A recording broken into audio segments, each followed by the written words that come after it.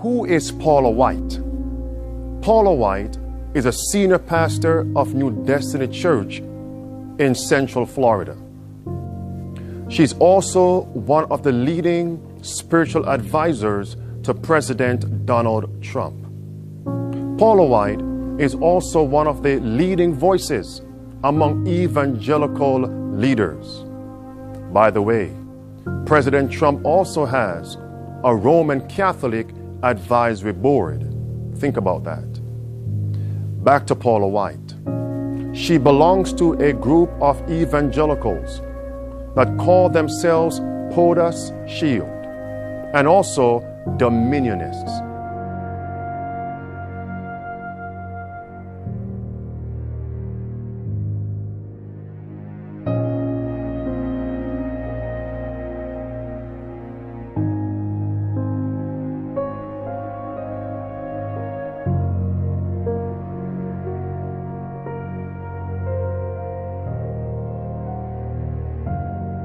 What do they believe?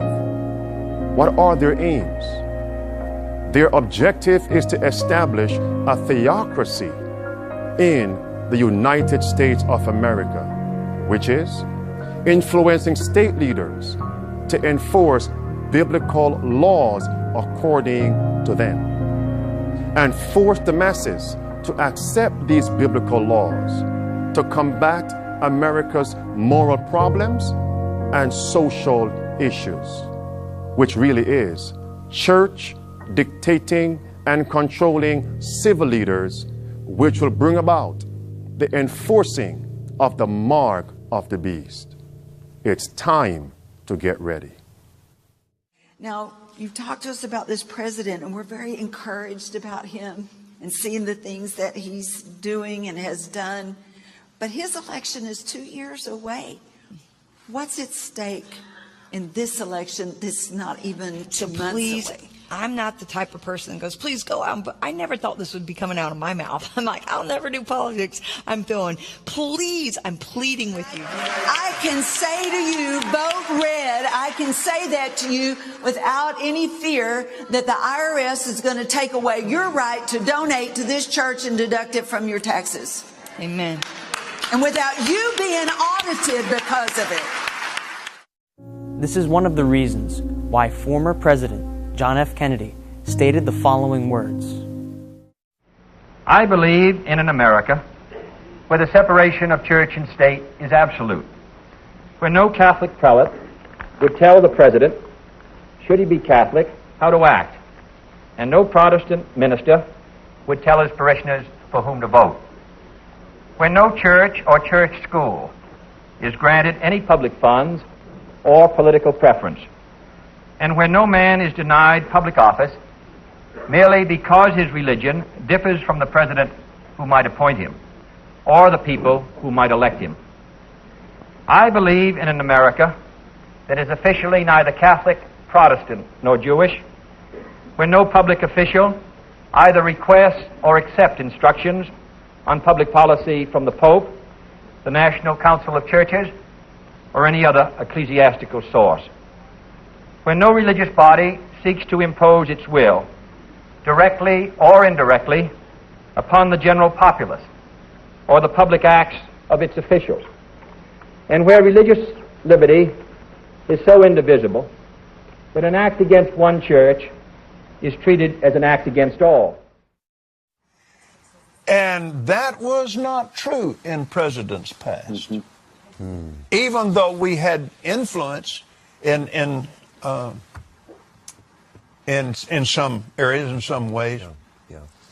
But if the Lord were to say something to me in the other presidents, that what little I've had to do with them, I don't know. I don't know whether I could have ever gotten anybody to listen to me or not. But I am totally convinced that if the Lord were to say something to me, if the Lord were to say something to David, or if the Lord were to say something to Bishop that the president needs to hear, I have no doubt that we could do it and do it quickly. Yes, sir.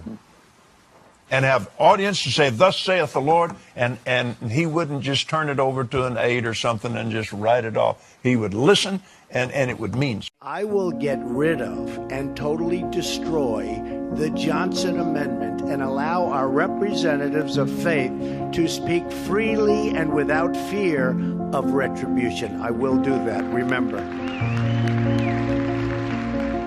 And our president began to ensure that the pulpits of America would be free as well, to start the process to roll back the Johnson Amendment, because free speech shouldn't stop at the doors of our churches, synagogues, and places of worship.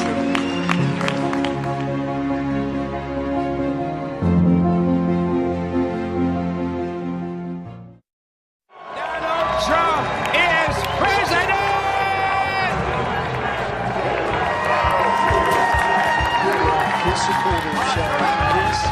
One group of voters that really helped to push Donald Trump to the White House, evangelicals. Donald Trump won white evangelicals by a record 81%. Donald Trump can credit his victory as President of the United States in part by their overwhelming turnout. Well, we're doing very well with the evangelicals, and if they vote, we're going to win the election.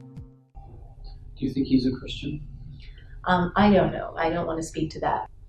I can't speak to that. I grew up my Bible. You exalt this man to the highest office in this way. Father, we pray for wisdom that you would be glorified. I pray, Father, that Donald Trump will become so empowered with the Holy Ghost, he'll be praying in the Holy Ghost. I think it's for power.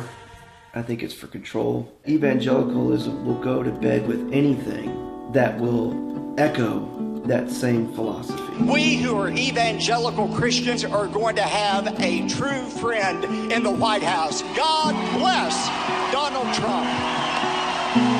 I think evangelicals have found their dream president. God miraculously intervened, and he didn't do it for Donald Trump. He did it for our nation. No one, in terms of personal ethics, in modern American politics has so clearly and publicly violated the tradition of evangelical religion than Donald Trump. When the leading churches of the United States, uniting upon such points of doctrine as are held by them in common, shall influence the state to enforce their decrees and to sustain their institutions, then Protestant America will have formed an image to the Roman hierarchy, and the infliction of civil penalties upon dissenters will inevitably result. The Great Controversy, page 445.